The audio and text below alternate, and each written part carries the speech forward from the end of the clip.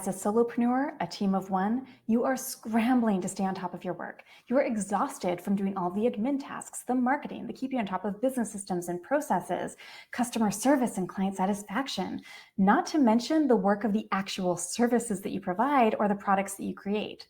It is a lot, and it just never ends. If that sounds like you, if you are an overworked, exhausted solopreneur, then here is what you need to work on: your time management and productivity skills. In this video, we will explore why time management and productivity matters so much for solopreneurs, the huge issues that are going to arise when you do not deal with this, why the way that you think about productivity is probably all wrong, plus a quick productivity assessment for your solopreneur business. Why does productivity matter so much for solopreneurs? I am guessing that right now you are thinking something like, it's just one of those super busy seasons. Things will calm down soon. It'll resolve itself. But you have probably been saying things will calm down soon for weeks, if not months or years on end, without any end in sight. Does that sound familiar? Do you keep on saying, it'll end soon, it'll be fine, and this has been going on for a really long time? If you do not want this to continue being your reality, then make sure that you hit that like button right now so that I know that you are in this with me. Because if it hasn't changed yet, then it's not going to magically resolve itself on its own. You might believe at this point that you just need to work harder to catch up on your workload. Or you might believe that you should just wake up earlier to be able to cram more work into your day. Or you might believe that after this project is finished, then I'll be able to breathe easy again. But honestly, none of those things are going to fix it. So let's dive in and look at what happens in each of these instances really quickly. First, if you force yourself to just work harder, then you're going to end up burning the candle at both ends. You're going to just wear yourself out. Your work quality is going to suffer along with your personal life. So you will get more burned out and more exhausted than you already are. You're going to start making mistakes in the work that you are doing. It is going to take you a lot longer to complete tasks. You're probably going to start missing deadlines, and your clients are not going to be very happy because your work quality is suffering. They will also be giving you poor reviews, right? They're going to be giving you not great testimonials. They're not going to be hiring you again in the future, and they're not going to be referring other people to you. So you are going to be missing out on possible clients. You are going to be losing out on jobs because you are trying to force yourself to work harder, and it's not actually improving the quality of your service. Not to mention, you're also going to be really disappointed and frustrated in yourself for being in this situation. It's going to be really upsetting for you, and you'll be pushing back important things in your personal life to try to make room for your business. You're going to be trying to prioritize your business that much more. If you are working harder, then a bunch of things in your personal life will probably get shoved to the side, and that means that your work-life balance is going to get even more skewed than it is already. So that's what happens if you try to force yourself to just work harder. Now, if you try to force yourself to just wake up earlier, then that doesn't take into account whether you are a morning person. So if your energy levels are higher in the evening, for example, and they're really low in the morning, then that's not really going to help you. You're not actually going to be very efficient if you try to force yourself to wake up earlier and do more work in the morning. And it also doesn't take into account if you even have the capacity to work earlier in the day. And just like with working harder, it simply means that you'll be cramming in more work into your schedule. Your workload won't decrease. You'll be working even longer hours than you have already. That's all that's really going to happen. You're not fixing the actual problem where your productivity systems might need some efficiency improvements, your time management skills might need to be improved, all of those types of things. Instead, you're just trying to use a Band-Aid sort of solution to the issue, and that's not going to cut it. It simply will not be the actual solution here. It's not going to be long lasting. Now, if you wait until this next project is wrapped up, just after this project finishes, then everything will be fine. Because you believe that's going to just free up your time if you just finish this one thing, then realistically, I want you to ask yourself, is that true that that's going to fix the issue? Or will more projects simply arise to fill the space? And I want you to think back to how long you have been having this issue, because if it wasn't this project that you are currently scrambling to keep on top of and scrambling to finish, if it wasn't this project, then it was another project, wasn't it? I bet it was. So in that case, the real problem here that you are having in your business right now is that you're struggling to stay afloat. You do not need to hustle harder. You do not need to wait for things to magically resolve themselves. You do not need to just wait it out until this project is wrapped up. Instead, you need to improve your productivity and your time management skills, but not in the way that you might think. So traditional productivity methods are all about toxic hustle culture, overworking, the glorification of busy work, overtaxing yourself, putting your work before everything else, and the belief that the number of hours that you put into something is more important than the quality of work that you are doing. That is why I focus on anti-hustle productivity that is based on your unique wants, needs, lifestyle, personality, and brain. Because the best productivity methods will look very different for you if you have ADHD versus if you're parenting small children versus if you're an insomniac versus if you're multi-passionate, and so on.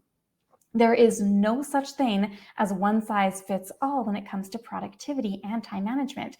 And also, what works for you in one season of life and one season of business will not necessarily work well for you in another. Now, by the way, quick sidebar here, I have a really awesome class that dives deeper into this subject where you will learn all about my signature framework to save 10 hours each week as a solopreneur without burnout or unnecessary hustle. It is simply my gift to you. So do you want access to that? In that case, visit saganmorrow.com/gift to watch the on-demand training. Link is in the show notes. It's really awesome. You're going to love it. Okay, I am going to share with you some guided questions to assess your current productivity levels and how toxic your productivity might be right now in just a moment. But first of all, I want to explain really quickly what great productivity, true productivity, healthy productivity, personality-based productivity, and anti-hustle productivity can do for you. So number one, it'll improve the quality of your work so you won't be exhausted or burnt out and you'll be clearer headed. Number two, it helps you make smart decisions much faster and more confidently, even if you believe that you're an indecisive person. Number three, it'll improve your energy and your creativity levels so that you have the capacity and the bandwidth to do your work faster and more easily.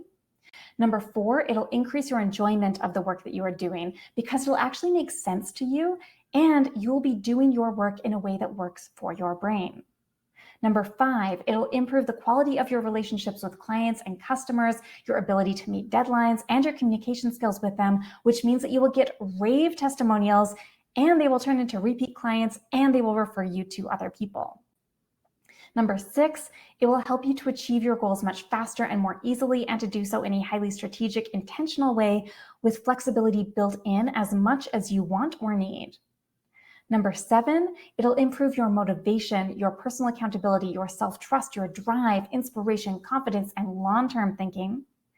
Number eight, it'll improve your work-life balance and align your professional goals with your personal goals so your solopreneur business fully supports your lifestyle and your personal values. Plus, so much more. So what can you do about this? How can you actually have this experience of true, healthy, anti-hustle, personality-based productivity? Well, the first thing that you need to do is to identify what areas of your solopreneur business aren't actually serving you, and in what ways are you succumbing to toxic hustle culture, and where are those areas of improvement? Here are a few questions to get started with asking yourself so that you can begin to assess where you are currently at and where you want to get to. Number 1, how long have you been saying things will calm down after XYZ, after I complete this project, after I just get through the next week or the next month, then things will calm down? How long has that been happening? Has it been weeks, months, years? Be honest. Now, if you do not make a change, what is going to happen for your business and your life?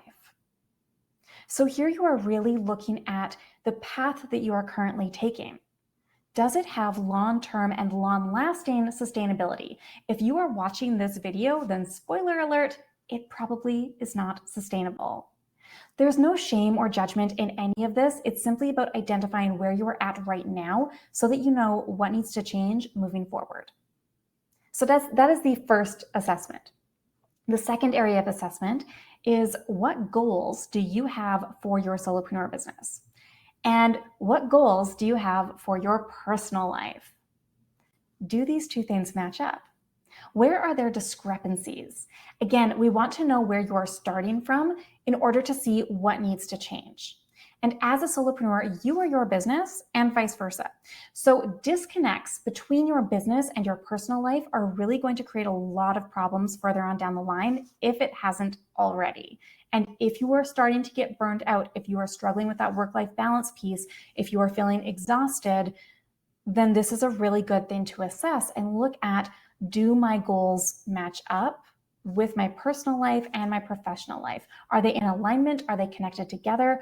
Or is there that disconnect? Is there a gap between them? That is the second area of assessment. And the third area of assessment for our purposes today is, what would your life and business look like if you had more time, energy, confidence, motivation, and better decision-making skills? When you close your eyes and picture it, what does that look like for you? How does that feel? How does it change your work-life balance, the speed and the ease with which you achieve your business goals, and the types of action that you want to be taking? Some of these questions are probably going to bring up a little bit of discomfort, but you are not going to make the change that you so desperately need unless you are willing to look at these things. These questions are essential to explore if you want to end that cycle of overworking and enjoy a business that truly supports your personal life. I know how committed you are to your business success and the high quality of work that you do.